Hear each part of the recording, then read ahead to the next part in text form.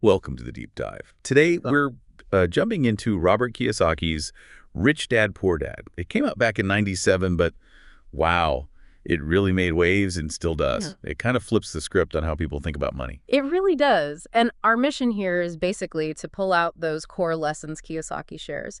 He does it through this really interesting contrast between his two dads, Yeah, right? the rich dad and the poor dad. Exactly.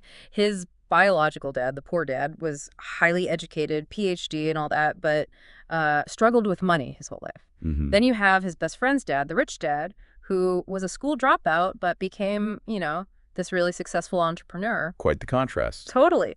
So we want to give you a sort of shortcut to understanding his main point, why that real-world financial know-how often beats traditional schooling when it comes to building wealth. Okay, let's get right into it then. Maybe start with that really famous line, the rich don't work for money.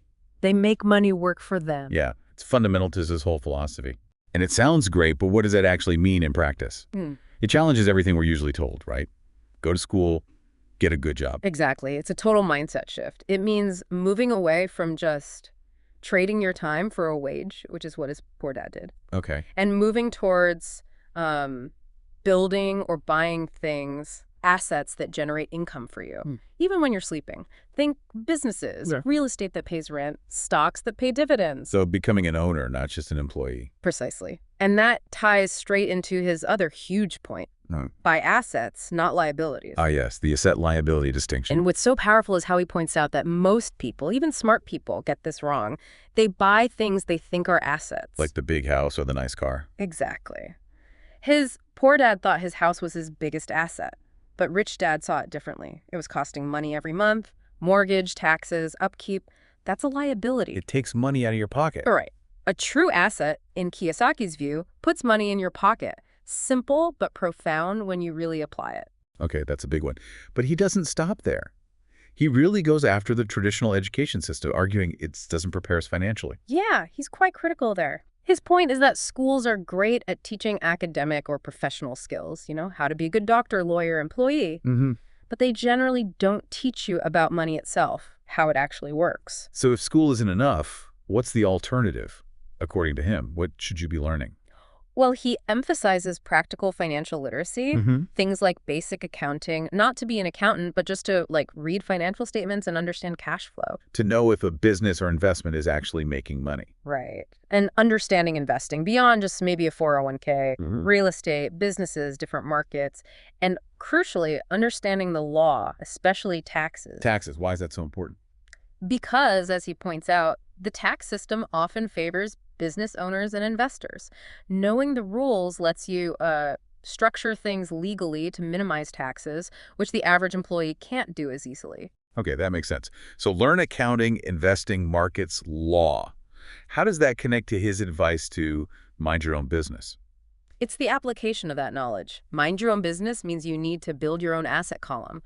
Don't just rely on your job for income. So start a side business. Invest actively. Yeah, exactly. Create your own sources of income that aren't tied directly to you showing up and trading hours for dollars.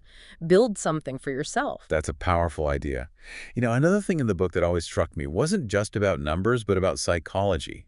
He talks about fear and greed. Oh, absolutely. That's a really key insight, often overlooked. He argues that the fear of losing money, the fear of not having enough, keeps people trapped in jobs they hate, playing it too safe. Like his poor dad, maybe? Perhaps. And then greed, the desire for quick, easy riches, makes people chase risky fads or make impulsive decisions. So managing your emotions is just as important as knowing the financial rules. He'd say it's critical.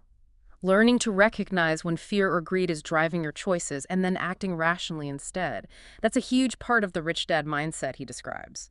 Being able to handle risk intelligently, not emotionally. It's interesting how relevant this all still feels. I mean, the book is over 25 years old now. Why do you think Rich Dad, Poor Dad has had such lasting power? Well, I think there are a few reasons. First, the language is just so simple and direct. He uses stories, not jargon. It's accessible. Yeah, the two dads story is very memorable. Definitely. That contrast really hits home and makes you question, the standard advice. Go to school, get a safe job, save a little. It challenges those deep-seated beliefs. It prompts a mindset shift. A huge one. It's fundamentally about empowerment. It tells you that you don't need to be born rich or have a fancy degree to achieve financial independence. The principles are timeless: focus on assets, educate yourself financially, manage your emotions, start your own thing. That resonates no matter what the economy is doing. So wrapping this up, this deep dive really underscores that Rich Dad, Poor Dad isn't just about what to do with money, but fundamentally changing how you think about work, assets, and your own financial potential. Absolutely. If you connect it to the bigger picture, the book's core message is that financial discipline and, maybe more importantly, financial education, as he defines it, can put anyone on a path to building wealth. It starts with challenging those old ideas. Which leads to a great question for you, the listener, to think about. Yeah, maybe ask yourself, based on this, what's one traditional financial belief, something you've always just accepted that you might be willing to question or look at differently in your own life now?